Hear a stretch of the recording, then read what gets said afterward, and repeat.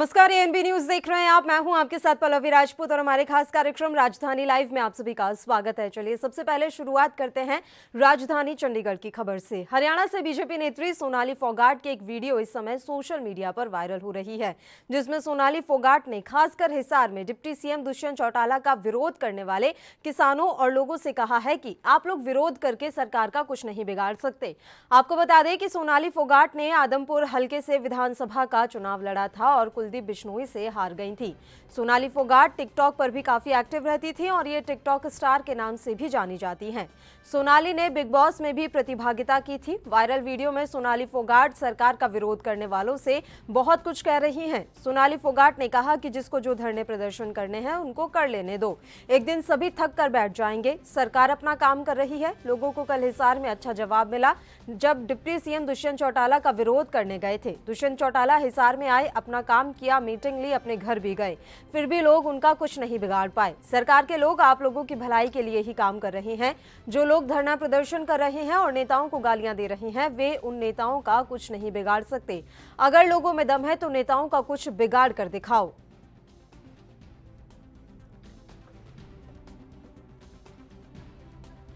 जवाब अच्छे से मिला ना कल? डिप्टी सीएम जो आए हरियाणा के, क्या उखाड़ लिया आपने? क्या उखाड़ लिया भाई? डिप्टी सीएम दुष्यंत चौटाला का आपने आया हेलीकॉप्टर से और जो जो काम उसको करने थे सेक्रेटरीट गया, उसके बाद उसको जो मीटिंग लेनी थी वो ली, इनॉग्रेशन करना था किसी चीज़ का वो किया, फिर अपने रिश्तेदार अपने घर पे भी गया। क्या उखाड़ लिया आप लोगों ने? कुछ कर पाए आप लोग? सरकार है और सरकार के जो लोग जो भी करते हैं आप लोगों के लिए कर रहे हैं, आप लोगों की भलाई के लिए कर रहे हैं। आज उनका हमने देखा किसी रोड का उद्घाटन किया उन्होंने फरीदाबाद या गुड़गांव में, मैंने देखा सोशल मीडिया पे। किसके लिए कर रहे हैं वो? ये आप लोगों के लिए कर रहे हैं। वो भाग भाग के इतने सारी चीज़ों का इनॉग्रेशन कर रहे हैं, चीज़ें कर रहे हैं आप लोगों के लिए, और आप लोग उनके पीछे पड़े हो, डंडा लेके धरने प्रदर्शन कर रहे हो, गाड़ियों की लाइन लगा रहे हो, हाय इसको छोड़ेंगे नहीं, गालियां निकाल रहे हो। कुछ नहीं उखाड़ सकते आप उनका। क्या उखाड़ लेंगे आप डिप्टी सीएम का? उनके पीछे पड़े रहते हो, उनको गालियां निकालते हो। और उखाड़ना तो उखाड़ के दिखाते ना। कल डंके की चोट पे सारा कुछ करके गए हैं। अगर आप लोगों में दम है ना तो करके दिखाओ। मैं देखो, मैं तो बीजेपी की वर्कर हूं। मैं कोई ना तो विधायक हूं, ना मैं मंत्री हूं, ना मैं डिप्टी सीएम हूं, ना मैं सीएम हूं, ना मैं प्रधानमंत्री हूं। मेरे से कोई जवाब मांगने की जरूरत नहीं है। जवाब मांगो ना उनसे। मिला आपको जवाब? बहुत अच्छा मिला जवाब। जो फालतू की राजनीति करने वाले लोग हैं ना, जो सड़कों पे धरने प्रदर्शन कर रहे हैं, वो ऐसे ही करते सड़कों।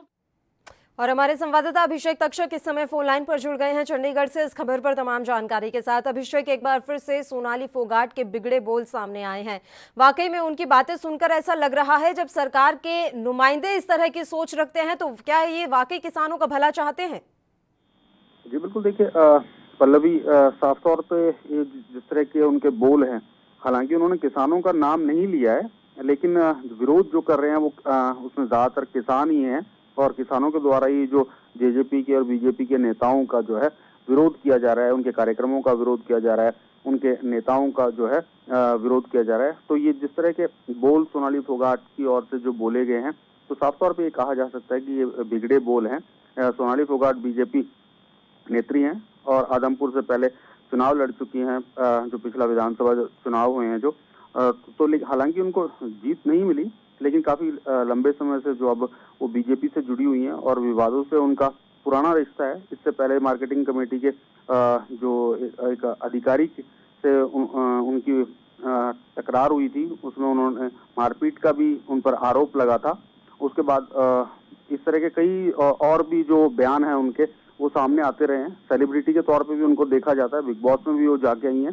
तो हरियाणा सहित तो वो देश में उनको लोग जानते हैं। तो इस तरह के जो बोल उनकी तरफ से अब बोले गए हैं, तो कहीं ना कहीं जो है किसानों को उकसाने का कहा जा सकता है। और किसानों को ये जो जिस तरह का बयान उनका सामने आया है, ये कहीं ना कहीं जो है किसानों को नापसंद हो सकता है। जी बिल्कुल अभिषेक, इस तरह के बयान कहीं से भी जायज़ नहीं है। अब सवाल ये है कि दुष्यंत चौटाला जिस तरीके से हिसार आए, उन्होंने अपना तमाम जो भी उनका काम था वो पूरा किया, तो इस दौरान क्या किसानों की तरफ से विरोध प्रदर्शन नहीं किया गया? क्योंकि मुझे लगता है कि अगर किसान विरोध दर्ज करवा रहे हैं तो ये भी बड़ी बात है। उखाड़ लेना, वो क्या चाहती हैं? उखाड़ने से उनका क्या मतलब है?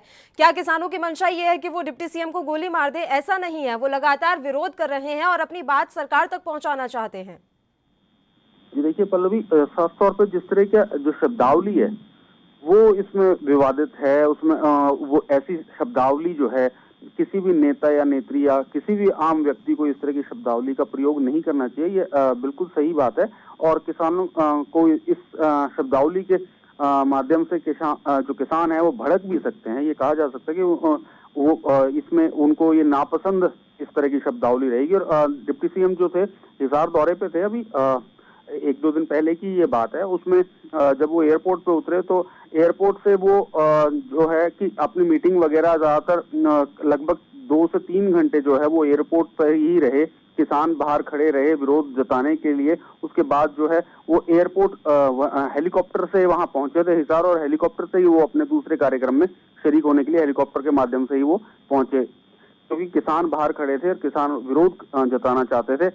और लगभग काफी लंबे समय तक किसान अपना विरोध जताने के लिए उनका इंतजार करते रहे। तो अब ये सोनाली फोगाट का जो बयान सामने आया है, किसानों का नाम नहीं लिया, लेकिन कहीं ना कहीं जो है ये किसानों के संदर्भ में कहा जा सकता है। ये हम कह सकते हैं कि ये किसानों को के लिए ये बयान किसानों के साथ जोड़ के देखा जा सकता है। लेकिन इस तरह की किसी भी आम व्यक्ति को या नेता को इस तरह की शब्दावली का, जब किसान आंदोलन चल रहा है, इतने लंबे समय से जो किसान आंदोलन कर रहे हैं और धरना प्रदर्शन कर रहे हैं, लंबे समय से बॉर्डर पर वो अपनी मांगों को लेकर डटे हुए हैं, तो इस तरह का जो है बयान या इस तरह की शब्दावली जो है कहीं ना कहीं उचित नहीं की जा सकती। बिल्कुल अभिषेक, अभी हम देख पा रहे हैं कि सरकार के जितने भी नुमाइंदे हैं या फिर उनके जो कार्यक्रम है वो रद्द हो रहे हैं या फिर कार्यक्रम में कुछ फेरबदल किया जा रहा है, तो इसकी क्या वजह मानी जाए? ये तो साफ तौर पर नजर आ रहा है ना कि किसान आंदोलन के चलते ही ये तमाम चीजें की जा रही हैं। इसके अलावा जो पंचायत चुनाव होने थे वो भी अभी तक नहीं करवाए गए हैं, तो उसका भी कारण किसान आंदोलन ही है। जी बिल्कुल, देखिए जिस तरह का माहौल है अभी प्रदेश में, किसान आंदोलन ग्रस्त हैं और विरोध जता रहे हैं नेताओं का, चाहे वो बीजेपी का हो चाहे वो जेजेपी का हो। हालांकि सरकार की ओर से ये जरूर कहा जाता रहा है समय समय पर कि इसमें जो है राजनीतिक पार्टियां इसमें जो है जुड़ी हुई हैं, और वही जो लोग हैं वो किसानों को उकसाते हुए इस तरह का विरोध प्रदर्शन अपनी राजनीतिक रोटियां सेकने के लिए जो है कर रहे हैं। लेकिन इसमें ये भी साफ इनकार नहीं किया जा सकता कि इसमें किसान नहीं है या किसान नहीं है। ये तो इसमें जरूर बीजेपी ये नकारती है, या राजनीतिक जो जेजेपी है वो नकारती है कि इसमें जो है राजनीतिक पार्टियों के उकसाने पर इस तरह का विरोध प्रदर्शन हो रहा है। लेकिन विरोध प्रदर्शन ये अपनी किसान जो है लंबे समय, ये सबको पता है, पूरे देश में ये सबको मालूम है कि पिछले लंबे समय से लगभग 125-30 दिन के करीब हो चले हैं कि जिसमें किसान जो है अपने इन तीनों कृषि कानूनों को रद्द करवाने के लिए दिल्ली बॉर्डर पर और जगह जगह पर धरना प्रदर्शन कर रहे हैं। तो अब जो ये जिस तरह का अब ये बयान आता है, तो उस बयान के बाद जो है इसका जो परिणाम जो है वो कहीं ना कहीं जो है बड़ा परिणाम जो है बीजेपी जेजेपी नेताओं को भुगतना पड़ सकता है, क्योंकि इस तरह का जो उखाड़ना लिया या क्या उखाड़ सकते हो, इस तरह की जो शब्दावली है वो किसानों को उकसाने के लिए इसको जोड़ के देखा जा सकता है। जी बिल्कुल अभिषेक, लेकिन सवाल अभी भी बरकरार है कि आखिर किसानों का ये आंदोलन कितना लंबा चलेगा? क्या सरकार की तरफ से इनकी समस्याओं का समाधान नहीं किया जाएगा या लगातार ये आंदोलन अनवरत ऐसे ही चलता रहेगा? क्योंकि अब तो ये भी जानकारी मिल रही है कि मई से एक बार फिर से इस आंदोलन को तेज करने की तैयारी है। बिल्कुल, किसानों ने अपनी रणनीति जो है पूरा खाका तैयार कर लिया है कि मई के महीने में किस तरह के जो उनका रोड जाम रहेगा या किस तरह वो दिल्ली में हाथ बांध कर वो अपने विरोध जताएंगे। मतलब पूरा जो उनकी तरफ से खाका तैयार किया जा चुका है। और लेकिन इसमें राज्य सरकार का नहीं, इसमें केंद्र सरकार ने इसमें निर्णय लेना, क्योंकि केंद्र सरकार की ओर से जो है ये तीनों कृषि कानून जो है बनाए गए हैं और उन्हीं को इस पर जो आखिरी जो फैसला है वो केंद्र सरकार के पास ही है। राज्य सरकार का, हालांकि जो हरियाणा सरकार है उसका दावा है कि उनकी ओर से जो किसानों को सबसे ज्यादा जो फसलें हैं उनमें एमएसपी दी जाती है, मंडियां जो है वो खत्म नहीं की जाएंगी और किसानों के हित में जो कई अहम बड़े फैसले जो है सरकार की ओर से लिए जाएंगे और ले भी रही है सरकार। इस तरह का जो है समय समय पर सरकार की ओर से ये दावा किया जाता है। तो और हमारे हाथ में उनका साफ तौर पे कहना है कि ये केंद्र सरकार की ओर से बनाया हुआ कानून है। और वहीं जो जेजेपी जो है नेता उप मुख्यमंत्री हैं प्रदेश के दुष्यंत चौटाला, वो साफ तौर पे ये कहते हैं कि किसानों के लिए आवाज पहुंचाने के लिए वो सरकार में शामिल है और केंद्र सरकार के ठीक है, बिल्कुल अभिषेक, हम तो यही उम्मीद करेंगे कि जल्द से जल्द किसानों की समस्या का समाधान हो जाए। फिलहाल आपका बहुत बहुत शुक्रिया तमाम चर्चा करने के लिए, आप हमारे साथ जुड़े। और बुलेटिन में एक छोटे से ब्रेक के लिए यहाँ रुक रहे हैं, फौरन हाजिर होंगे।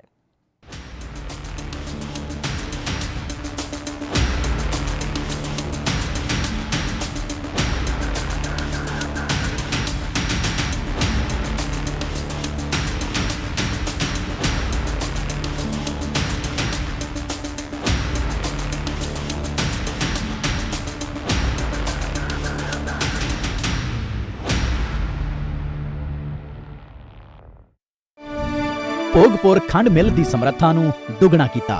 ਬਟਾਲਾ ਅਤੇ ਗੁਰਦਾਸਪੁਰ ਖੰਡ ਮਿੱਲਾਂ ਦੀ ਸਮਰੱਥਾ ਵਿੱਚ ਵਾਧਾ ਕੀਤਾ ਜਾ ਰਿਹਾ ਹੈ। ਗੰਨੇ ਦੀ ਅਦਾਇਗੀ ਸਮੇਂ ਸਿਰ ਕੀਤੀ ਜਾ ਰਹੀ ਹੈ। 4 ਵਰ੍ਹਿਆਂ ਤੋਂ ਕਿਸਾਨਾਂ ਦੀ ਹਿਤੈਸ਼ੀ ਪੰਜਾਬ ਸਰਕਾਰ।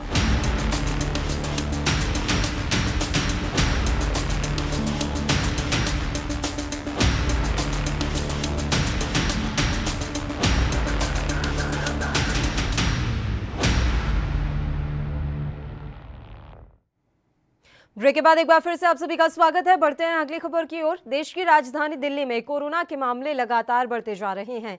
शनिवार को लगातार दूसरे दिन 3,500 से ज्यादा कोरोना के मामले सामने आए। शनिवार को पिछले 24 घंटे में कोरोना के 3,567 नए मामले सामने आए हैं। साथ ही जहां 2,904 मरीज ठीक हुए हैं तो वहीं 10 मरीजों की मौत भी हुई है। फिलहाल राजधानी दिल्ली में कोरोना संक्रमण की दर 4.48% है, जो पिछले साल 4 दिसंबर के बाद से सबसे ज्यादा है। 4 दिसंबर को संक्रमण दर 4.78% थी। पिछले 24 घंटे में हुई 10 मौतों के साथ ही दिल्ली में मौत का आंकड़ा 11,060 पर पहुंच गया है। इसके अलावा सक्रिय कोरोना मरीजों की संख्या 12,647 है, जो पिछले साल 16 दिसंबर के बाद से सबसे बड़ी संख्या है। 16 दिसंबर को 13,261 सक्रिय मरीज थे। साथ ही रिकवरी दर घटकर 96% हो गई है। 19 दिसंबर 2020 के बाद ये सबसे कम है। 19 दिसंबर को रिकवरी दर 96.65% थी। दिल्ली में अभी कोरोना के कुल मामले 6,72,381 हैं। वहीं अब तक 6,48,674 मरीज ठीक हो चुके हैं।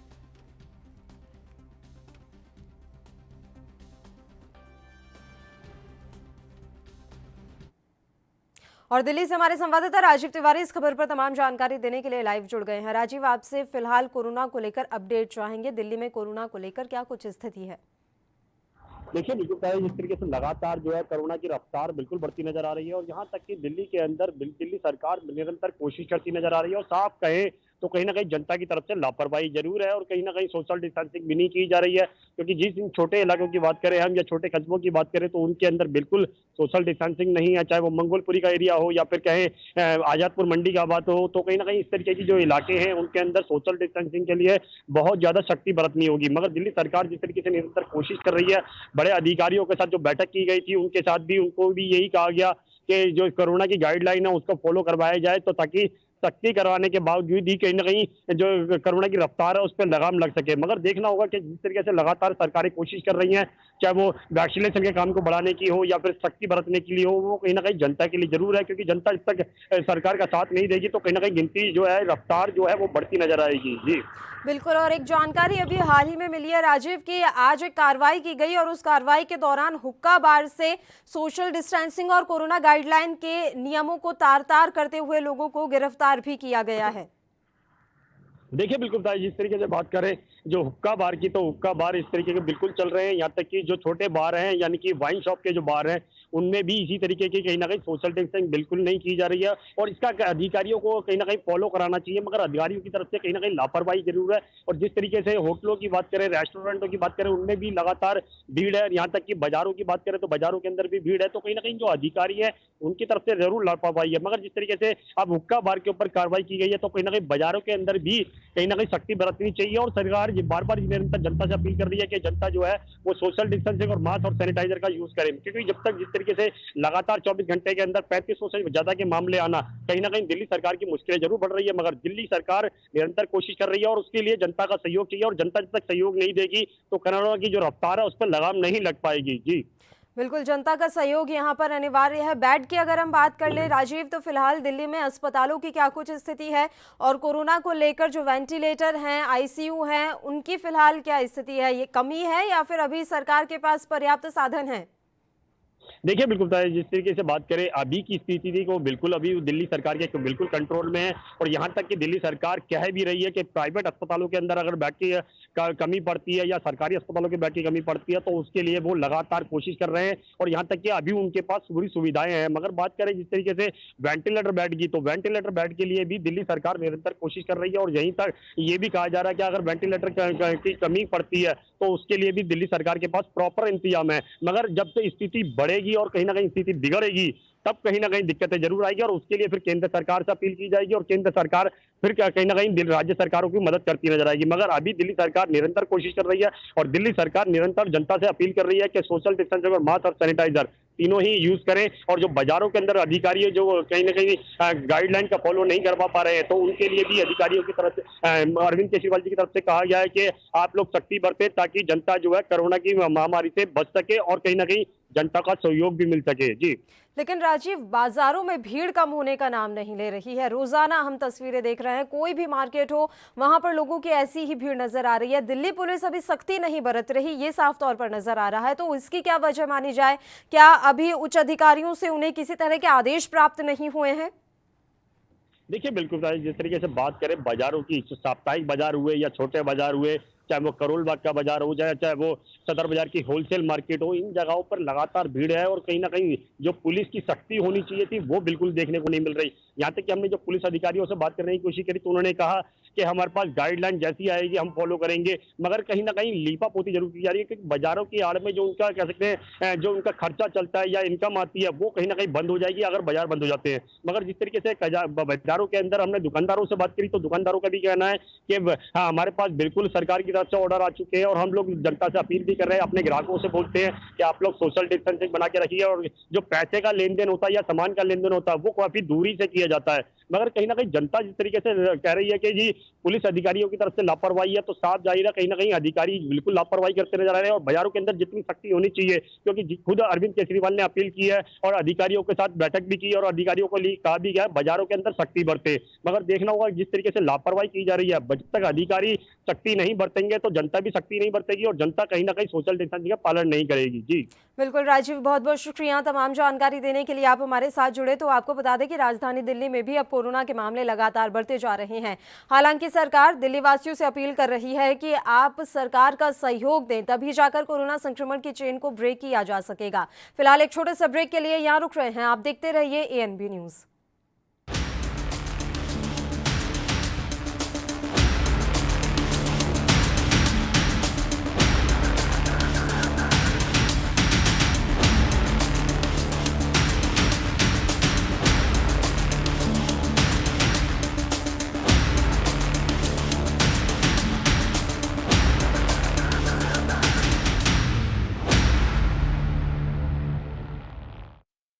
ग्यारह 1197 ਸਕੂਲਾਂ ਨੂੰ ਸਮਾਰਟ ਸਕੂਲ ਬਣਾਇਆ। ਵਿਦਿਆਰਥੀਆਂ ਨੂੰ ਮੁਫਤ ਵਰਦੀ, ਕਿਤਾਬਾਂ ਤੇ ਮੁਫਤ ਸਿੱਖਿਆ ਦਿੱਤੀ ਜਾ ਰਹੀ ਹੈ। 4 ਵਰਿਆਂ ਤੋਂ ਸਰਕਾਰੀ ਸਕੂਲਾਂ 'ਚ ਸਮਾਰਟ ਸਿੱਖਿਆ ਮੁਹੱਈਆ ਕਰਵਾ ਰਹੀ ਪੰਜਾਬ ਸਰਕਾਰ।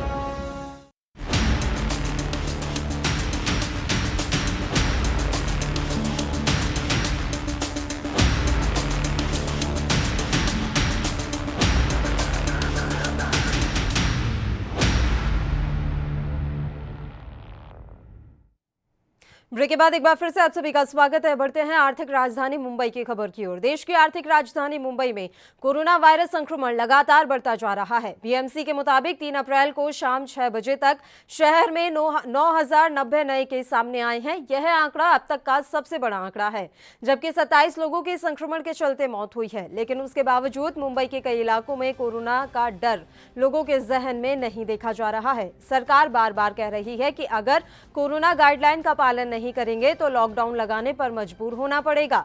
यह नजारा है मुंबई के कांदिवली क्रांति नगर भाजी मार्केट का, जहां रोजाना लाखों की संख्या में लोग रोजमर्रा की जरूरतों के सामान खरीदने के लिए आते हैं। लेकिन यहां सरकार के द्वारा बताई गई कोरोना गाइडलाइन की खुलेआम धज्जियां उड़ाई जा रही हैं। यहां दुकानदारों के चेहरे पर मास्क नहीं है, सोशल डिस्टेंसिंग नाम की कोई चीज नहीं है। मतलब ऐसा लग रहा है कि यहां कोरोना महामारी को लेकर किसी को कोई खौफ नहीं है।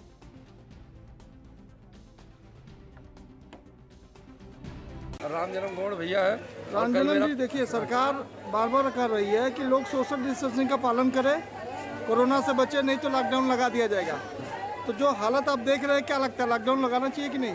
भैया नहीं, लॉकडाउन तो लगाएंगे तो जनता मर जाएगी ना, जनता कहाँ जाएगी? लेकिन लोग जनता समझ नहीं रही ना सरकार की। अपने हिसाब से जितना उनसे बढ़ रहा है वो कर रही है। क्या करे, बीमारी है, बीमारी तो फैलते रहेगी ना भैया। सरकार ने 2 दिन का टाइम लिया, 2 दिन के बाद लॉकडाउन का फैसला लगा सकते हैं। नहीं, मतलब जनता अभी क्या करेगी, जनता मर जाएगी। मतलब अभी इतना झेल रही है जनता, कहाँ से झेलेगी? कैसे कहीं काम धंधा चल रहा है, कैसे कैसे करके अपनी रोजी रोटी चला रही है, हर चीज कर रहा है। लेकिन अब लोग जो है रुकना भाई, देखिए गांव में प्रधानी का चुनाव हो रहा है, कुछ जनता वहाँ पे अपने मतलब चुनाव के लिए जा रही है। कुछ जनता को काम धंधा नहीं है, रोजी रोटी नहीं है, वो अपने रोजी रोटी के खोज में गांव के तरफ जा रही है। अभी बॉम्बे में कहाँ काम धंधा कहीं रह गया, कहीं कोई कंपनी कारखाना में कहीं किसी को काम धंधा मिल रहा है? क्या कहेंगे? चरम सीमा पे है। सरकार से क्या कहें, लॉकडाउन लगाना चाहिए? नहीं भाई, सरकार से कोई मतलब है। हम सरकार को मतलब सरकार जो बोलेगी हम लोग मानने के लिए तैयार है, मगर सरकार से हमारा अनुरोध है कि लॉकडाउन नहीं लगना चाहिए। और इस खबर पर तमाम जानकारी देने के लिए मुंबई से हमारे संवाददाता सत्यप्रकाश सोनी इस समय फोन लाइन पर जुड़ गए हैं। सत्यप्रकाश, ये तस्वीरें हमने देखी मुंबई की, यहाँ कोरोना से सबसे ज्यादा हालात खराब है और यहाँ पर ही लोग बिल्कुल निडर हो गए हैं। साफ तौर पर इन तस्वीरों को देखकर लग रहा है कि लोगों में अब कोरोना का कोई भय नहीं रहा है। जी पल्लवी, देखिए जिस तरह से महाराष्ट्र सरकार बार बार ये कर रही है कि अगर लोग लॉकडाउन का पालन नहीं करेंगे, कोरोना गाइडलाइन का पालन नहीं करेंगे, तो ऐसे में मजबूरन सरकार को मुंबई महाराष्ट्र में लॉकडाउन लगाना पड़ेगा। उसके बावजूद भी इस तरह की तस्वीरें अगर आ रही है तो जाहिर तौर पर किसी के भी मन में, किसी के भी जहन में कोरोना के लेकर कोई डर नहीं, इस तरह की जो है बातें सामने आ रही है। ऐसे में लगातार महाराष्ट्र तमाम गाइडलाइन जारी करेगा, तमाम लोगों से गुजारिश कर रही है कि आप लोग जो है सोशल डिस्टेंसिंग और मास्क निकल के लगाकर ही बाहर निकले, खास करके भीड़ भाड़ इलाके में न जाए। लेकिन उसके बावजूद इस तरह की जो तस्वीरें लगातार आ रही है वो विचलित करने वाली है। महाराष्ट्र में, मुंबई में जिस तरह से आंकड़े अब तक के सबसे ज्यादा आंकड़े आए हैं, जिस तरह से मुंबई में 9,000 और महाराष्ट्र में करीब 49,000 से ज्यादा मामले आए हैं, वो कहीं चौंकाने वाले हैं। महाराष्ट्र सरकार की स्वास्थ्य विभाग बिल्कुल चरमरा गई है, ये खुद मुख्यमंत्री जी कहते हैं। इसके बावजूद भी इस तरह की चीजें अगर होती तो जाहिर तौर पर बहुत ज्यादा चिंता का विषय है।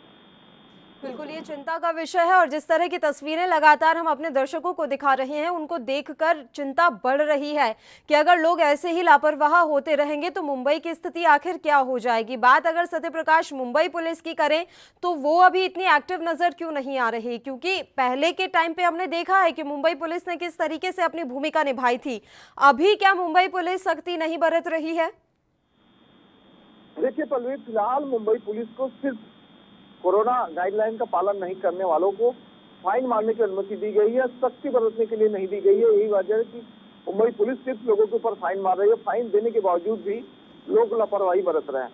वहीं जिस तरह से देखा जा रहा है कि लगातार लोग आर्थिक जो स्थिति खराब है उसको लेकर जद्दोजहद कर रहा है। यही मामला माना जा रहा है कि लोगों का साफ तौर पर यही कहना है कि देखिए पिछले 9-10 महीने से लोग लॉकडाउन में रहे हैं, लोगों की आर्थिक स्थिति बिल्कुल खराब हो चुकी है।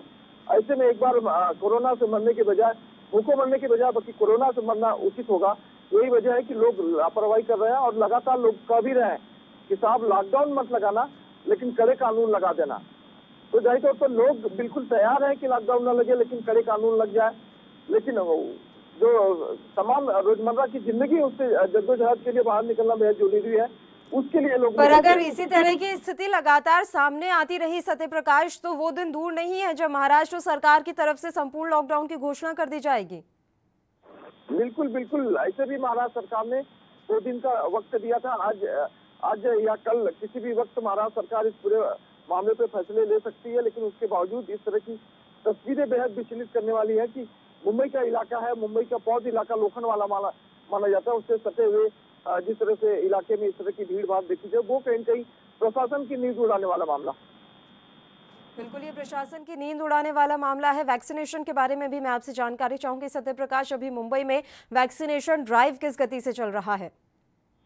देखिए, जिस तरह से महाराष्ट्र सरकार ने बीते दिन ये कहा था कि शुरुआती दौर में 50,000 का आंकड़ा था, फिर उसके बाद डेली बेसिस पर 3 लाख का कर दिया गया। अब महाराष्ट्र सरकार की पूरी कोशिश है कि रोजाना 5 लाख वैक्सीनेशन की जो कोशिश है वो कहीं न कहीं की जाए। उसको लेके महाराष्ट्र सरकार लगातार कोविड सेंटरों पे डॉक्टरों को बढ़ाने की अनुमति दे रही है। डॉक्टरों को और ज्यादा से ज्यादा लोगों को बुलाने की कोशिश कर रही है कि ज्यादा से ज्यादा लोग आए और ज्यादा से ज्यादा लोगों को जो है वैक्सीनेशन का काम जो है सुचारू रूप से किया जाए।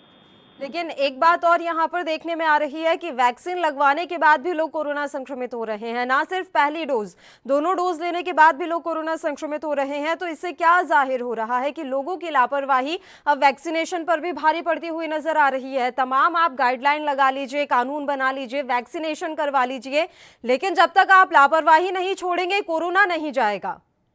बिल्कुल पल्लवी, बिल्कुल सही बात है कि लगातार वैक्सीन लगाने के बाद भी कई मामलों में ऐसा देखा गया है कि पहली दूसरी डोज लगाने के बाद भी कोरोना हो रहा है। ऐसे में महाराष्ट्र सरकार पहले भी कह चुकी है वैक्सीन सिर्फ एक विकल्प है, कोरोना दूर करने का, कोरोना से दूर रहने का कोई विकल्प नहीं है। ऐसे में वैक्सीन लगाने के बाद भी आपको मास्क लगाना है, सोशल डिस्टेंसिंग का पालन करना है, तमाम जो गाइडलाइन है उसका पालन करना है। तो लिहाजा लोगों को वैक्सीन लगाने के बाद भी इस तरह की तमाम जो गाइडलाइन है उसका पालन करना पड़ेगा। लेकिन उसके बावजूद जिस तरह से महाराष्ट्र मुंबई में देखा जा रहा है वो बेहद चौंकाने वाले हैं, क्योंकि तमाम कई ऐसे इलाके हैं जहां पर आए दिन इस तरह की भीड़ होती है, उसके बावजूद भी लगातार लोग मान नहीं रहे हैं और लोग लापरवाही करते हुए नजर आ रहे हैं।